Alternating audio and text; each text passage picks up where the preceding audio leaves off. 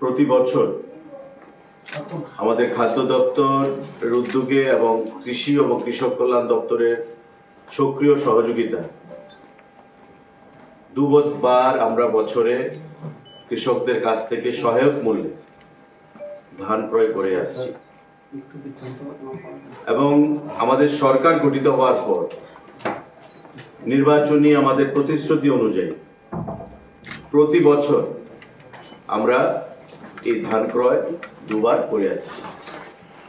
এবারও মরশুমে আমাদের সরকার আমরা সিদ্ধান্ত গ্রহণ করেছি, মাননীয় মুখ্যমন্ত্রী পৌরোহিত্যে আমাদের মিটিং অনুষ্ঠিত হয়েছে এবং এবারকার মরশুমে আমরা